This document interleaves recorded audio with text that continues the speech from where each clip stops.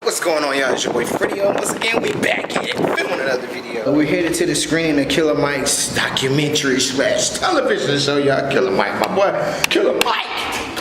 I don't know if y'all seen it, but if you haven't seen it, oh my God, it's great. It's like one of those shows that just really uplifts the community and just tries to educate people, or kind of, I guess, shall we say, make you aware of things that you might not have looked at, like gangs taking ownership of their brands. That's something that a lot of people really don't understand much about. But my boy, Killer Mike, has brought it to light. So we're gonna go there tonight as he has a premiere in Atlanta.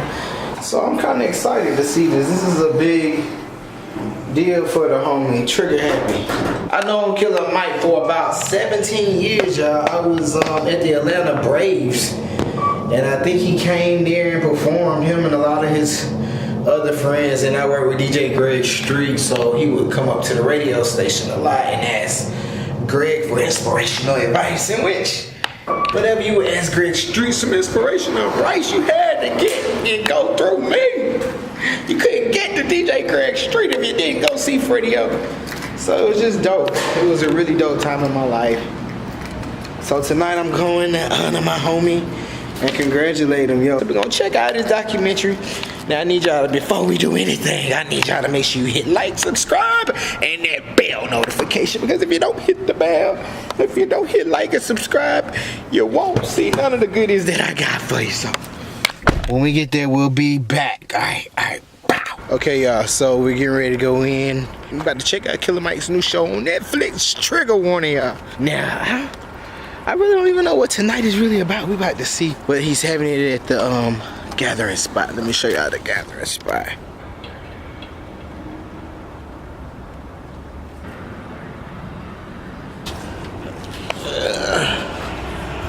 Okay. Gotta go in. This is like a membership only club, y'all. So if you're not from here and you just ain't no walking in, it's no just walking into the gathering spot.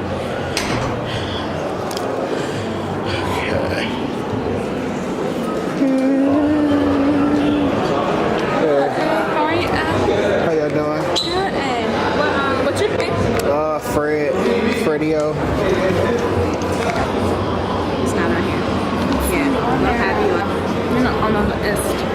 Okay, hold on. All of this, yes, okay, yes, I'm on the phone, right. Y'all saw we already recorded the other end. Now this is why I wasn't in. Y'all, when y'all wonder why I wasn't up, people. Okay, we going in. Am I good to go now, y'all? Thank you. Okay, so I'm heading in. There's a lot of people in here, y'all. Way more people than I thought. Because this is way more people. Oh, they got free food. We're gonna get some of that free food and come back. Alright.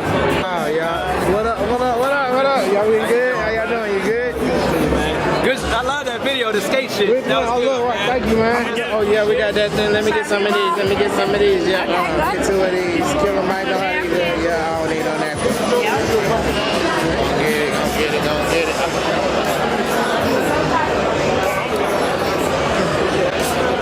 There we go. Radio, You good? you're doing better. Are you good? Right, you're there. I am better. Are these chicken? What is this? Yes, sir. Chicken bites? Yeah, I'm gonna get some of My them. man. Okay, yeah, we got that. I got that.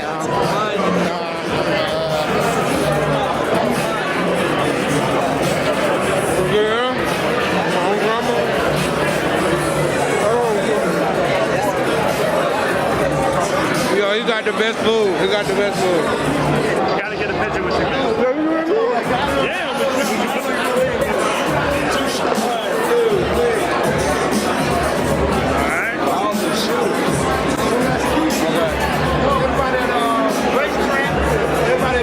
There's DJ Greg Street. I was telling y'all about him earlier. You see racetrack, Walmart, Kroger, Publix, Aldi, y'all too, Aldi. We need this Coca-Cola in stores. You watch the show, the brand is about to be so crazy. And we got the stars in the building from the first episode of Trigger Warning with Killer Mike. Nooney in the building, AC in the building, and Verno in the building. What's on? So how does it feel, all of the success from the show? How does it feel now? Amazing. Beautiful. Amazing. Beautiful. I'm glad. Amazing and beautiful. I'm glad that we can make an impact on people's lives, and we trying to get everybody on the same page as far as like getting back the community, black community especially. You know what I'm saying? So for people who don't know, can you tell them a little bit about your story for everybody who haven't watched the show and who doesn't know about your cola? Let me go first. Yeah, man, I started off. Just tell everybody, Man. This come from a kid, nigga, that's come from the bottom. Don't talk about all of us and how we met. And okay, cool. Okay, it's just me linking up with my homeboys, man. We just being something that came from nothing, man. You know, it's a big opportunity. Shout out Killer Mike, and shout out everybody who has something to do with it. Shout out Bear. And man, we just niggas who sell soda now, man. It's gonna be big, permanent. So, hey, Newly got that Diet Coca-Cola coming too. Yeah, man, for the big homies. For the big boy, hey, we got that Diet Coca-Cola coming. Yeah. We gonna get all the money, man. Yeah, for sure. We got that sugar-free Coca-Cola, Diet-free Coca. It's all coming. well, speaking of the cola, is the cola available now? And how's the production with that going? Yeah, it's on the way. We just got, we finally get people to help us out to bring this to life. But now, you know, everything, the ball is moving, it's coming, everything coming, so we're just waiting now. So, did you all get any like backlash or from your other? No, well, I haven't got no backlash on social media or anything, but people that actually see the show, they hit me up on Instagram, just like they proud of us, they happy for us, they want to support us just for the simple fact that we are trying to do positive and bring back the positivity to our community. Good to meet y'all, man. Good to meet you, man. Let's go. Like the old school beers. Oh, that's the blood pop. Okay, yes. So this right here is the gentleman that did the blood pop, man. How you doing, man? Good to meet you, man. Well, I'm gonna get a picture of y'all up.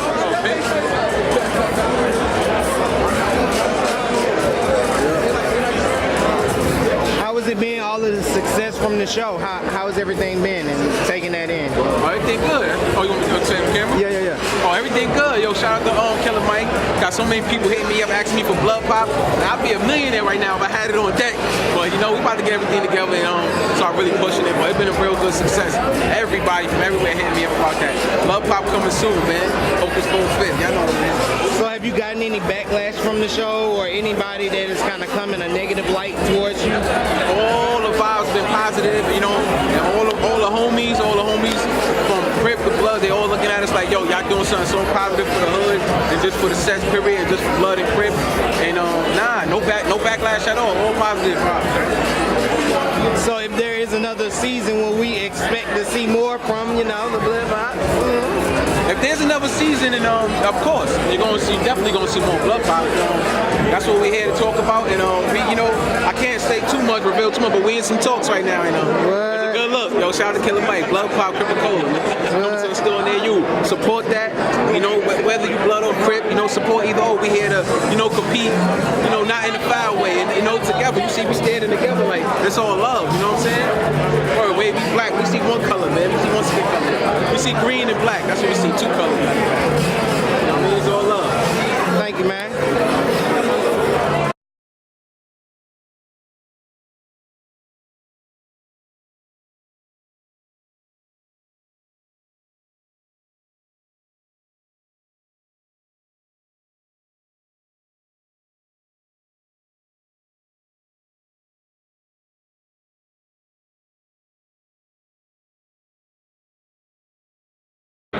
That's Mr. Robert. You been good? I see you at the Grammys. Why you ain't take me to the Grammys? I need to just roll with you. Why I'm like, why I can't come with him to the Grammy, y'all? He be everywhere. He don't never take me with him. I love you, Freddie. Right. I need you to roll with me everywhere. Right, I'm coming. Everywhere. My name is Sean D'Angelo Walton with We Cycle Atlanta, and I was able to get my boy Killer Mike on a bicycle so he can travel around Atlanta, go to the strip clubs, go to the farms, go to the different spots. Very wonderful working with the brother I grew up listening to, Dungeon Family all day, East Point, so it was a blessing. So the bikes that we saw, so that meant that it was a black-owned company, which I guess was your company? Yes, Recycle Atlanta is the company, and we also have, if you look in the background, real steel, okay, you'll see some bamboo bicycles as well. We get those bamboo bicycles from Ghana. We're about to bring some back, and hopefully we can get Killer Mike on some bamboo bicycles, not only black-owned, but African-made. So Killer Mike, we coming for you with some bamboo bicycles, you understand? You asked about them. They ain't put that little part in there, but we gonna get you on them bamboo bicycles yet. Well, how dope is that, you being a black-owned business and really just having the chance to put your platform, your business out there to a whole nother reach of people? How has that been, and have you heard a lot of people contact you from it? Yeah, I mean, you know, we've done some, you know, some stuff on CNN and whatnot, but I think the biggest thing for me was working with an ATL legend. You know what I'm saying? Working with somebody from the Dungeon family, working with somebody who worked with Outkast, working with Killer Mike himself, who's kind of like bridging so many barriers, like when it comes to politics and the hood, you know what I'm saying, the West Side, and being able to articulate that. I'm a Morehouse man myself, so man, it was a great situation. The publicity is like none other. Glad to be here. We've been approached by so many people after that, and so we just kind of thrive on this. It's really taking us to a next level, which I feel like, you know, with the work that we do in the community, we kind of deserve at this particular point. Slick, we kind of deserve it, but it's all to bring more resources to our kids, and I'm very humble and grateful that we can bring more resources to our kids in the community. That's it. So real quick, if people want to get in contact with you or follow you on social media, give us all your information so that we can keep passing the blessing. Let's do it. At We Cycle Atlanta, that's WECYCLE Atlanta, ATLANTA. You can follow me at Sean D'Angelo, that's SHAWNDEANGELO. Find me. We always doing move. We got more movements coming. We got a 5-acre farm. We got a food system that's coming. So we're going to make sure that you can not only travel all the way around Atlanta, but all the way to Ghana. And we're going to make sure that we feed people in our community legit. It's coming. Mark my word. It's coming. As a matter of fact, it's already here. We just putting it together, baby. Perfect. Thank you, my brother. Thank you. Many blessings unto you. Y'all make sure y'all go support that man. But yeah, we are here. It's a lot going on. Everybody is here. We're waiting on Killer Mike. His ass is late as usual, y'all. We've been here. We're waiting 30 minutes. But it's a really packed house now. So you see all these people that are here. They are here via text message only. This is a private event. So these ain't no stalkers from Twitter and Instagram. These are actually his friends and family. So yeah, so we're gonna check this out and see what they're doing. That's that junior publicist right there. There she go. Bam.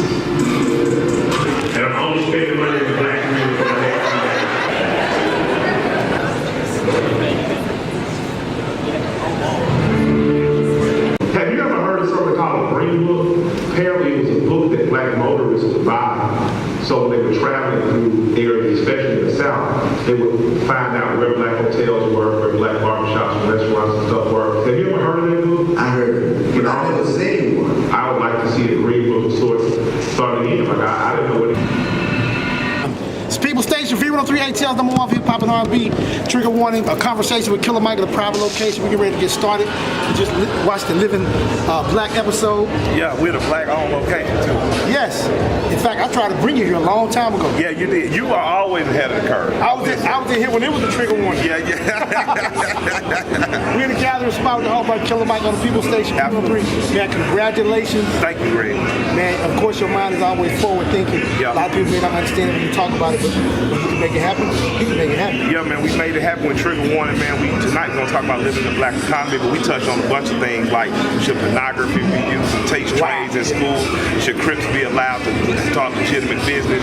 And next season we looking forward to doing things like going out in the woods, bass fishing, and hunting venison and shooting. We're doing all that, and we talked about something else later that's gonna be an episode. Absolutely. Yes, it's the People Station, 313, hang with the boy Killer Mike. Get that Netflix, listen to that Cricket Cola, and that Blood Pop is coming. Listen, QT, yeah, QT, racetrack, all the sinkholes. All that BP is coming. Amazon, here we come. It's the People Station, 303. Love.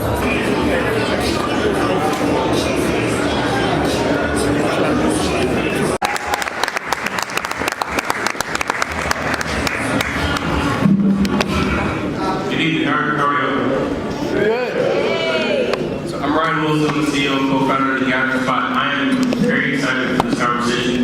We're here with a person that I consider a legend here in this city. And so there's a lot to talk about tonight. We're going to get to some of your questions by the end of it, but I'm going to start off with a couple of quick questions, and then again we'll turn it over. So looking forward to the conversation. How y'all doing? So my first question is, how did this come about? I'm not gonna lie, when I saw the announcement, I was like, Killer Mike, Netflix, he's talking about race and politics. Yeah. How do you? I had this idea for about 10 years, and a friend of mine, Daniel Weidenfeld, and I have been trying to get it off, and there's been many different small inclinations of it. We did on Super Deluxe back in the Adult Swim days. But what you see on screen really is just me and my thoughts. Like, you know, whether you take living in the black economy, I grew up 4 miles from here, west of here, my entire life. And I can remember when I could count 20 black-owned stores or businesses from here to my front step. And now that's not possible. So I wanted to document in the richest black city in America how difficult it is to live black. So these are thoughts that I've had since I was 10 years old, 15 years old, 25 years old. And this television show just gave me a vehicle to take some of my theories and hypotheses and try them in the real world. And, you know, we get to see the results. But where did that come from? Where did you get that idea to support the Bible? My grandparents. Yeah, my grandmother moved here in 1952. My grandfather probably got here in 1942, 41, 42. My grandfather was born in 1922. My grandmother was born in 1932. So the stories they tell me of the neighborhood we're sitting in are radically different than where we live now. Black people didn't run up to Roswell to go to Whole Foods. They went to 100th Street Grocery. They bought their vegetables off the back of a produce truck. During the boycotts to show solidarity with Alabama, instead of riding public buses and trains, my grandmother simply walked to nursing school. She walked straight up what's now Bloom, what used to be Simpson. So there was just a steely determination in my grandmother and father's determination, in their life as young people that I think that we're lacking now. Now this isn't to be hypercritical of us. That's just to say hard times, you know, they build a different type of character. So for me, seeing my neighborhood gentrify, the dollar gentrified before any other human being moved in this neighborhood, it didn't look like you. The dollar had started gentrifying. We had started taking our dollars out of our community. And because of doing that, our community got weaker and weaker. The drug war further ruined our community by taking great entrepreneurial minds off the street, locking them up for 10, 20, 30, 40 years. So we've done a lot of self-sabotage. And I think in Atlanta, unlike other cities, we have the opportunity to stop, to reverse that, to hold forth, and to change the narrative. So this was my attempt to get us inspired to do so. It's on us every Friday to do Black Friday. It's on us every chance we get to support black business. And it's on black businesses to meet the level of expectation for our customers. You know, I talk about black business. Some guy got a little pissy on Twitter today because my barbershop was closed when he went, and it should not have been closed. And he waited an hour, and it was still closed. As any good business owner, I said, I apologize for that. Had I known, I would have corrected it. But let's get you back in for a free haircut. And I'm also going to bring this to my staff to talk about it. His complaint gave me an opportunity to do better business. So I don't want you to get mad and never do business with me again. I want you to complain so I can straighten shit out and snatch it out of people's face. We have to be open to give our dollars to one another so that it cycles in this community and other black communities longer, because right now we're crippled mostly because of economics. If you look at the Asian community, they keep $1 in their community 28 days.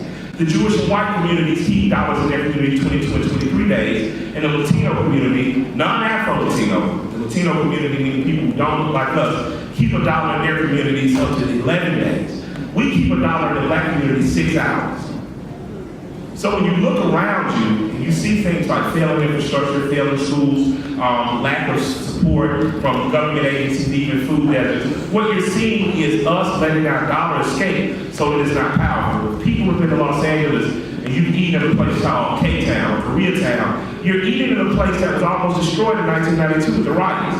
They held for it, made sure people didn't destroy the stores, and then they added development. So if you got a Baskin and Robbins on the north side of town, in K-Town, they got their own version of Baskin and Robbins. If you got a McDonald's on West Hollywood, they got their own version of McDonald's. And we need to be that again. The neighborhoods you're in used to be that. Simpson Road used to have the American Legion, had the Marquette. It had everything black that you needed. If you was gay, you partied at the Marquette. If you was straight, you partied at Charles Disco.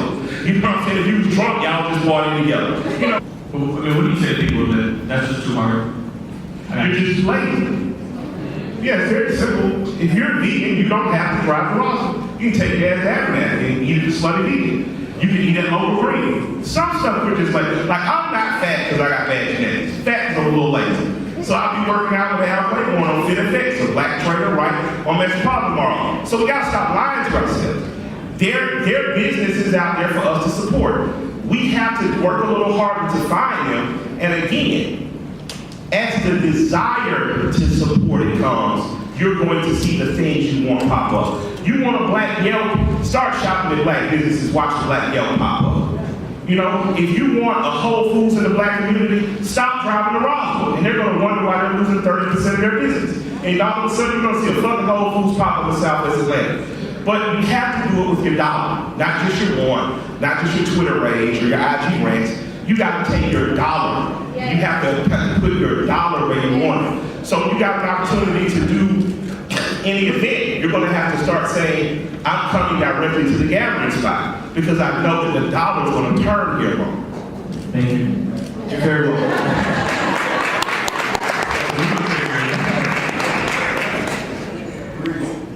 Okay, so we were talking about this before we got on, and it's an experience that I've had. We started to do business with one another. The first question is, hey, so can I get a discount?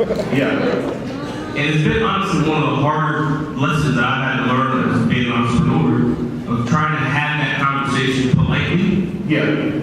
How do we encourage each other? I hear you, we gotta support, but a lot of times support in our community still comes with a little star that's like, you know, I can't fully support. I mean, there's a lot of different ways to handle it. Like, I tried to give the owner of the Hawks a t-shirt, and he said, no, I'm gonna pay for my t-shirt. I believe that you're in business, I'm in business, I want to pay a fair price. There's a very novel thing, you know.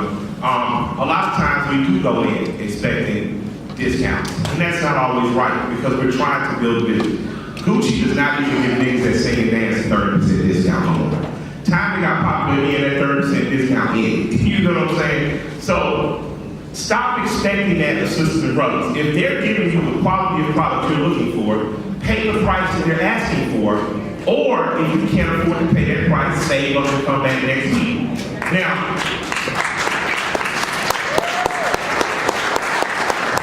as a business, if you know your people do this, build in for it. Charge 3 times what it costs and then give a 30% discount. Yeah, that's what white stores do.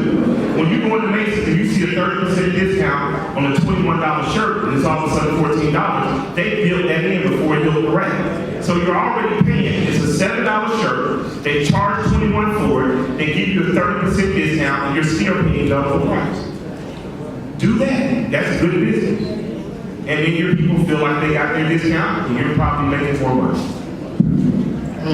That was a good one. Let's talk about the other episodes in the series. So, what is your favorite episode outside of the one we watched?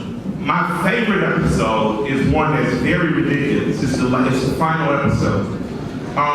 The final episode, hypothetically, I create a place called New Africa, right? I talk to the brothers who are Moors, who tell us that we're indigenous here. That, I don't believe in any of the big three religions, right? I'm not an Abrahamic religion follower, so it's all like a great graphic novel to me. So the thought that niggas might really be Americans and a lost Hebrew tribe is like reading fucking Spider-Man. It's amazing. No disrespect to anyone, but it gave me an opportunity because of, and I'm thankful for reality TV. It gave me an opportunity to put a bunch of people I had met over many episodes together and to get them to suspend disbelief long enough to act as though they were living in a republic that had the opportunity to be its own thing. It's not easy to get people to suspend disbelief unless it's reality TV show like. So we got everyone there, and the amazing thing about that experience was you got a chance to see how the formation of society changed people. So in that episode, a guy named Mario, who anyone who saw the show may know, Mario is someone I thought I fucking hated at first, right? Because he disrespected my little homies. I felt like he was being particularly bigoted and racist. But all he was doing was like the old woman in another episode, was regurgitating what he sees in the media every day about what he thought of black men in particular, people who on the street turning into gangs. But over the course of knowing Mario over a few episodes, by the time we get to the end, his fierce individualism and will to be just himself and quote unquote not boxed in, at the end of it, he became more of a patriot amongst the people because Mario would not simply fall in line, which fell right in line with my anarchist views, and anybody who reads Noam Chomsky or knows who Lucy Parsons is understands how important that spirit is to have in a republic because it keeps democracy true. To the flip side, someone who fights for all of our rights out here in the real world every day, Sir Major, I put us in an authoritarian position. I essentially made him the rule of law. And I made him the rule of law because I knew he believed in me and he believed in my fairness. But he believed in it so much to the point that he essentially became law enforcement. So with the turn of society, you got a chance to see that the people who seem to be aggravations or that are not with you and step out here, with the turn of society, that person became more of a freedom fighter, and the person that fights for your freedom out here became an enforcer of law, and I became something more like a dictator. And it was only able to happen because people were able to suspend disbelief just long enough. It's like the experiment where you take college students, you make some of them jailers and some of them in jail. And it shows you how you can have black jailers who abuse the shit out of black people who are in jail because the rule of law allows it. So that was my favorite episode because much like the book Animal Farm or Lord of the Flies, it really shows you a peek into the human psyche and what the dynamics of power will do. To put together a project like this? I think we were 7 weeks, I think we went, but we were going 15, 20-hour days. I damn died at this one. So yeah, next season we won't be going together. We were shooting damn near 24 hours a day. What did you learn from the process? What did I learn? Shit's hard, man. Everybody wants to be a TV star, and then you gotta go make some TV. But it was incredibly, I won't say hard, but we kept doing the checks and balances to make sure we weren't just laughing for laughing's sake and joking for joking's sake. We really wanted an opportunity to provide some information and to create some challenges in the real world that we thought would break the fourth wall and make a difference. And that was a challenge, because it's easy to do hokey shit, but it's hard to make it make sense, like you know. Thank you. I have a specific one thing that I saw that I'll probably offline just say like it's a criticism as a fan, but I really wanted to ask. And I hope it's a critique. And it is a criticism. It's a critique, and I'll just say it's the sock puppet. And so seeing the sock puppet of you almost to me was a dangerous thing because it took down the seriousness and even in the humor of what you were doing, it took it down to a level of almost making it kind of comedic in a way. But that said, I wanted to ask you what would you say is the thing that you would do again, you being your harshest critic? The sock puppet was the final episode, so when I saw it, we had just got to a point where we wanted to push the ridiculous, right? I'm gonna tell you why sock puppet is important. I learned morality in my very early childhood from 3 places. My grandparents, Planet of the Apes, the original 2 movies, and Mr. Rogers' Neighborhood.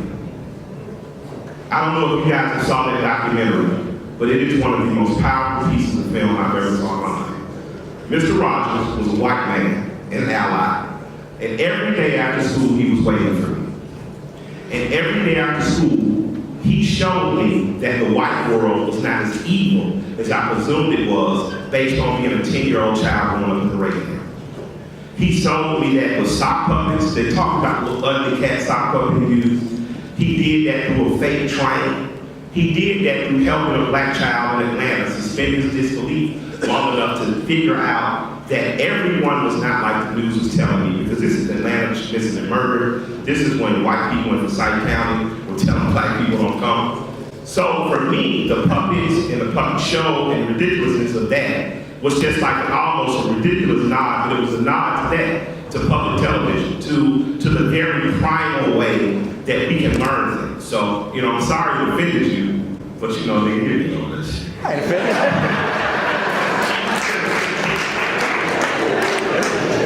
Hello.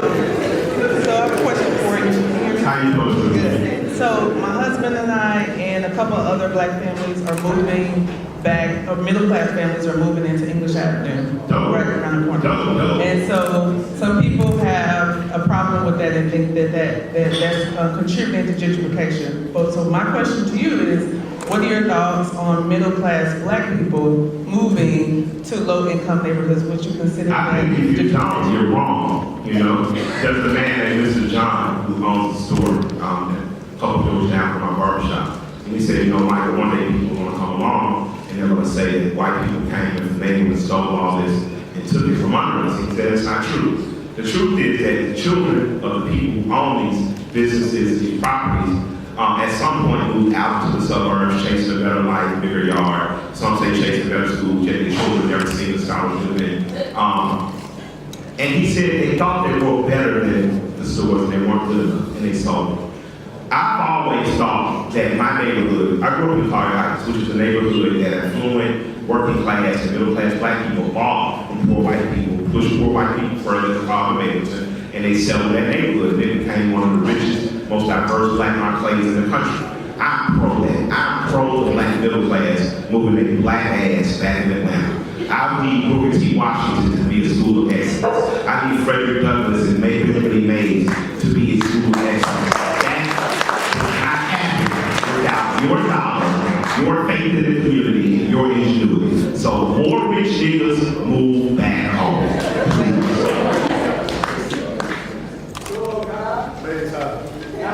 Astro. Y'all so lying.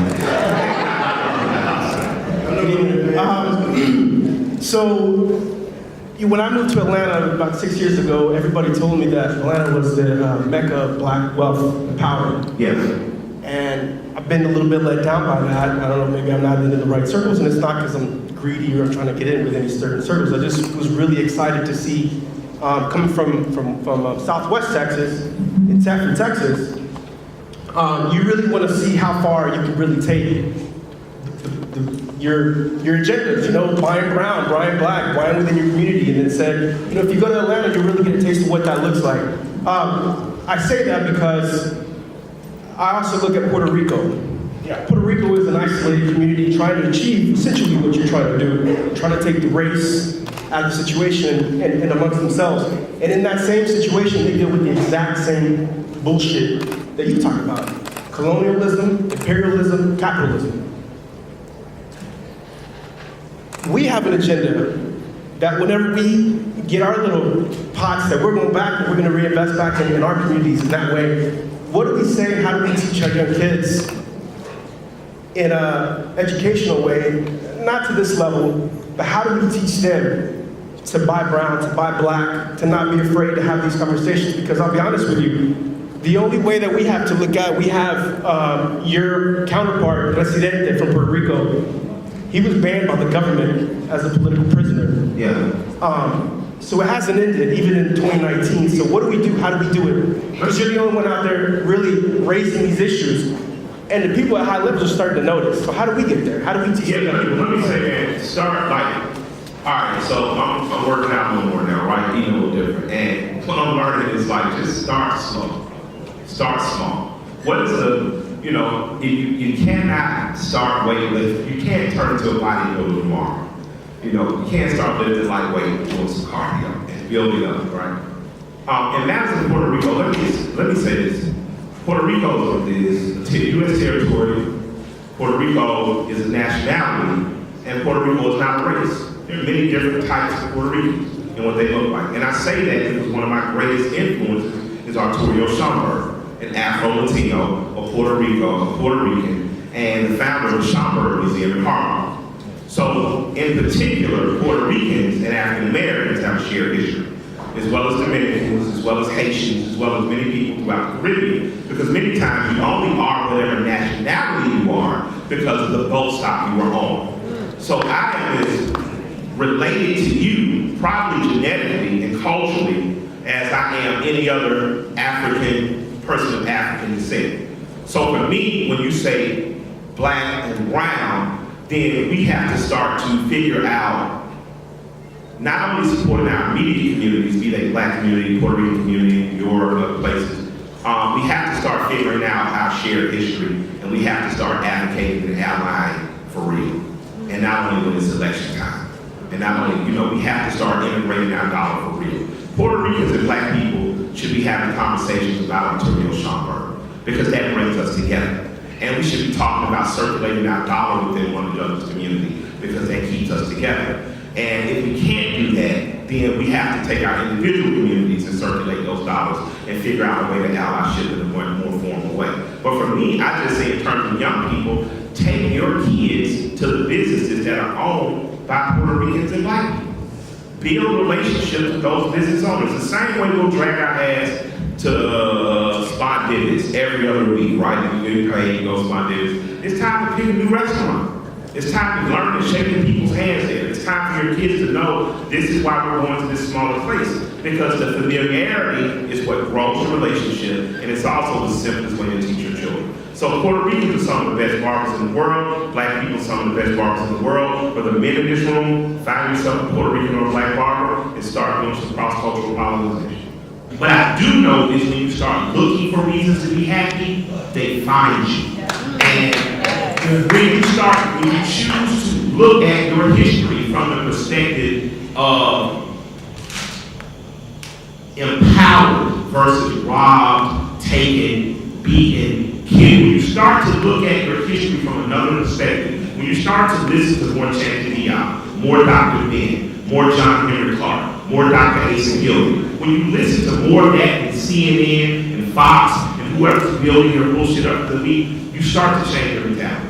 You start to see opportunity where there was an opportunity. So as for me, all I can say is keep putting out black content. Don't just put out the black content that enrages us. Put out the stuff that makes us smile, that shows us overcoming, that shows hope filled, that shows success. Black Wall Street was not the only Black Wall Street. Of course.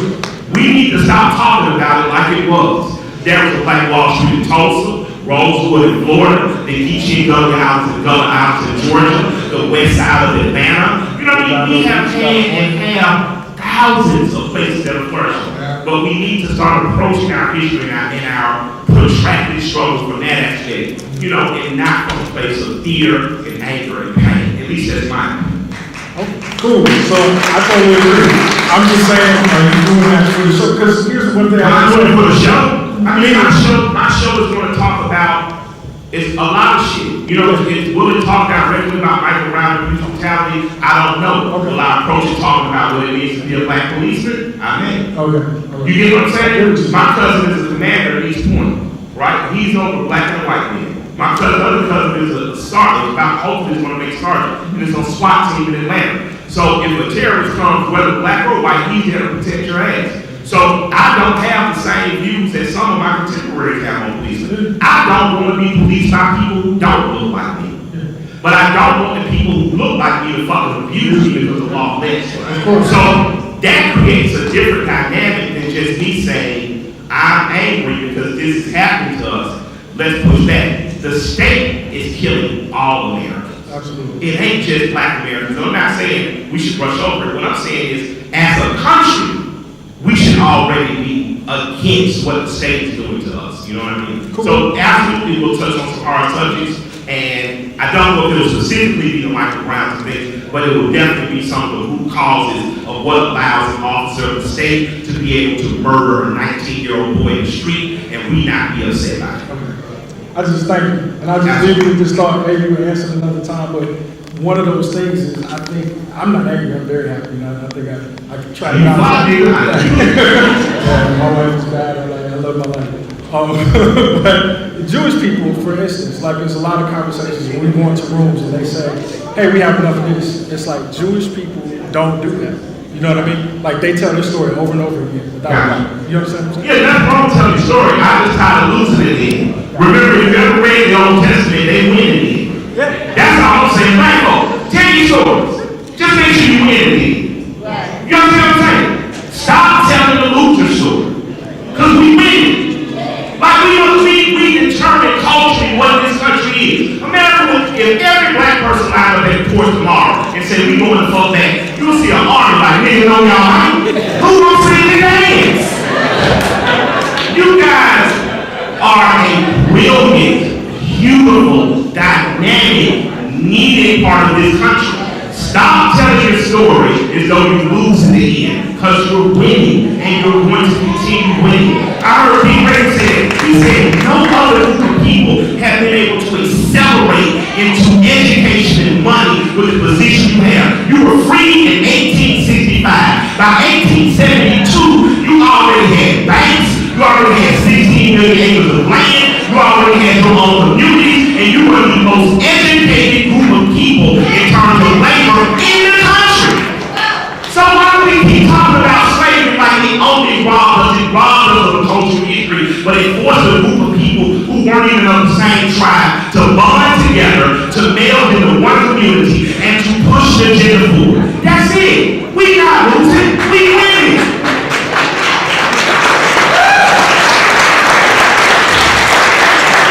If we act in an organized and disciplined manner, we can win, and further dominate in places where we're not dominating now. You can dominate the music industry.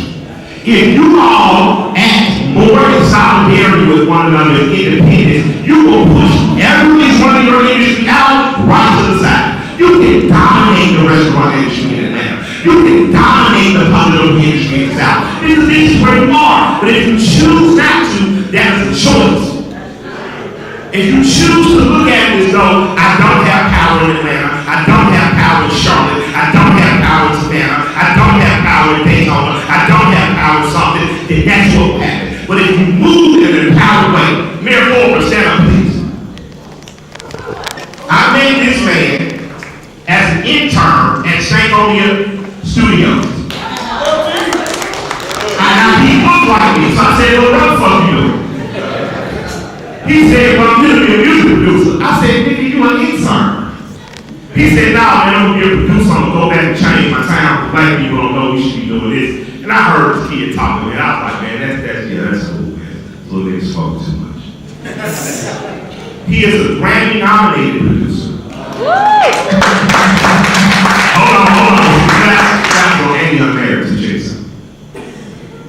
He went home, ran for city council, won, ran for mayor, and is now the youngest city mayor in South Carolina.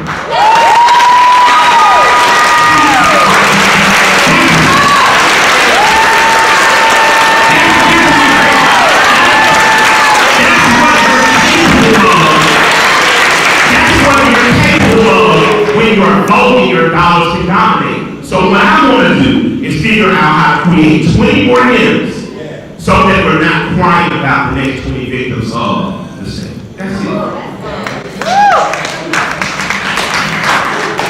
How you doing, everyone? My name is Stanley. Pleasure to meet everybody. How you doing, Mike? I've been an artist since 2001 with photography. This is my heart. This is my passion. And one of the issues that I came across, like whether I was living in New York or when I moved down here, is I'll have someone who says, hey, you know, I want to set up a shoot, I want to do this, you know, preferably black. It always happens, and I'm like, all right, this is what I charge, and they hit me with the Soldier Boy. Money? Yeah. I'm like, I'm paid. Yeah. And I've been coming across this so much. So one question that I do have is, how do we get rid of that stigma of we can't pay our own people? You understand? Oh man, I got it. This is Steve shot us free, I think 1 or 2 times. And now it's like, oh, we gotta come up with I need to pay. Right? In the episode, in the episode, I have to pay because you're doing a good job, right? So as an artist, I've been in the studio for free once or twice a year. But like, when you like this, all right, well, it's this word I'm going to introduce you to called deposit, and non-refundable. You know, so if we're going to have a conversation, it's going to cost $50 deposit, right? So what that does is you get 10 deposits, and they bullshit, you got $500, right? Because it's non-refundable. My thing is, my art costs money. I don't freestyle. I used to love freestyle. So you start on every show, every nigga asking you to tap dance and freestyle. Fuck you, nigga. Shit costs money. You know what I'm saying? Like, you just hit the point there where the people who respect your art enough to pay for it, deal with those people, and the people who don't deal with it when they come back charge you $50 extra. But don't waste your time. You know what I'm saying? The people you want to shoot for free, shoot them for free, and use that as an advertisement for yourself. Like the people talk a lot. Like, you might want to shoot them for free. Because they talking ass gonna take your name off bullet lines. Right? But the people who you know just trying to use. But you learn the word deposit and learn the phone. And use it. You know what I'm saying? If it's $100, if it's $250, whatever. You know what I mean? Because the capitalist system is beautiful and it gives people an opportunity to say yes or no. And this is just my price. This is what I have a friend made a song, right? You want to sit down with it, it's $100,000. You don't flinch when you tell you that shit. Nigga, don't flinch. You know, I charge $100,000. I write for Justin Bieber, I charge $100,000. And people pay. You get what I'm saying? I'd be scared as hell, you know what I'm saying? But if you're that confident in your skill, brother, don't have any shame to charge. And it'll work out. The right person will ask. Thank you very much. Absolutely very much.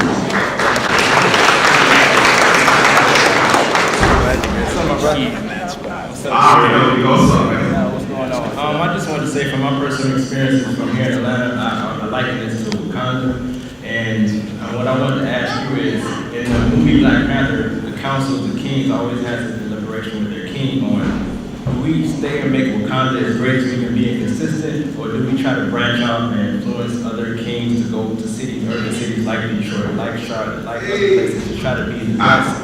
I think Atlanta has been Wakanda. I think we can't be Wakanda if we dig our heels in and we hold our position in that. There is a black grocery store attempting to be built, and we should all send some money that way. We should all break our allegiance to some of the stuff. Like again, and I don't have any trip on Whole Foods. Lord knows I love to get my pistachio.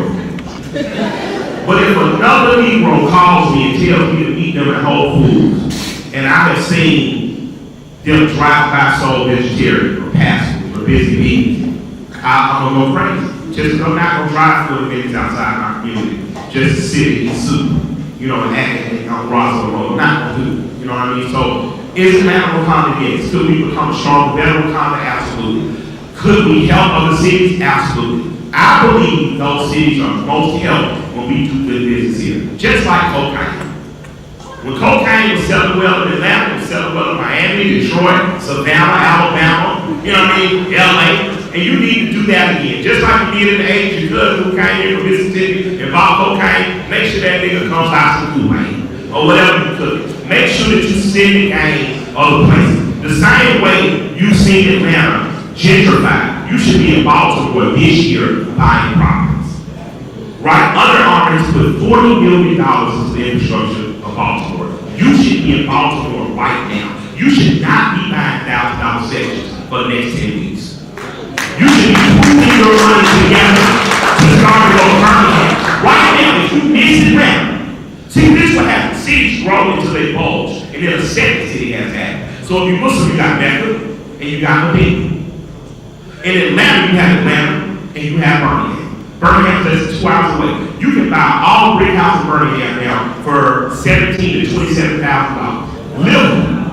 So the question for me becomes, is my new car more important, or is only a rental property 2 hours away more important? Because the only way Birmingham grows is if Atlanta sets the right example. So Atlanta is like the United States. It's a microcosm. We the richest city, right, with the biggest wealth sphere. The United States is the same way. It is up to us to treat Atlanta like the Koreans treat K-Town, like the Russians treat Odessa. This city is a brown town, and it is up to us to fortify economically, because the only way Detroit gets the investments it deserves from our community is because we have managed to save the money within our community. The only way Baltimore is rebuilt by black dollar is if the investment dollars are coming out of places like Atlanta. The only way Birmingham, Charlotte, and Jacksonville, and Savannah rise to the prominence they can is if we imitate what we're doing here over and over. So in Atlanta, the best thing we can do is be the examples that we say we are. We can spend our money in the places we're supposed to be sending them. We can turn our dollars longer, and we can do good business on micro and macro level. And absolutely, I'd love to see Detroit come back. I'd love to see Inglewood watch my back. I'd love to see Harlem be brought by black people who can afford to be here, you know? So, you you're my brother in this band, and I was just in the deep. I'm looking forward to get some properties up there too. We're doing the same thing me and Shay is doing in Atlanta. Jabbar, what's up? What up, what up? I was trying to tell him, he said that was the last question, but I was saying I had a comment. And I wanted to say, because this is my brother. You know, that's my friend from high school. He's always since I was 20 years. Yeah. And the type of mind state that you bring in the TV, I want to say I'm proud of you, bro, because you kept the integrity of the same type of mind state we think. So I want everybody to give it up for the mic.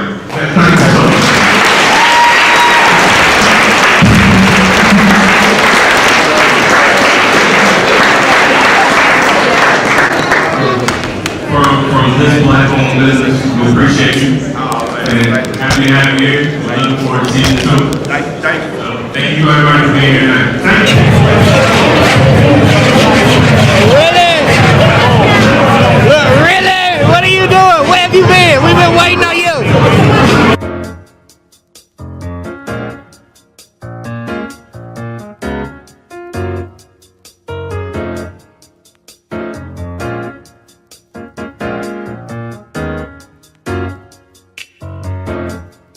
Let's run them over there. Mike, get home safe. All right, love and respect. Love and respect. Check out yourself, folks. Oh my God! Check out yourself, folks. Hey, man, check out yourself, folks. Break yourself, folks. Mike, so all the success from the film, how does it feel, and what is something you want people to walk away with after they see the documentary slash show? I don't want to call it a show because you changing lives. Like it's not something.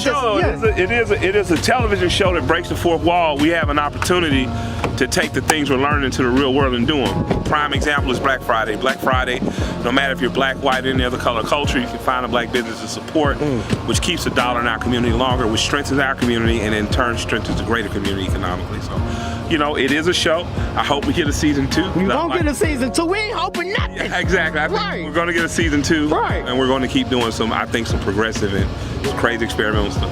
Well, many blessings to you, my brother. Really, I appreciate y'all. Always. Love and respect, always.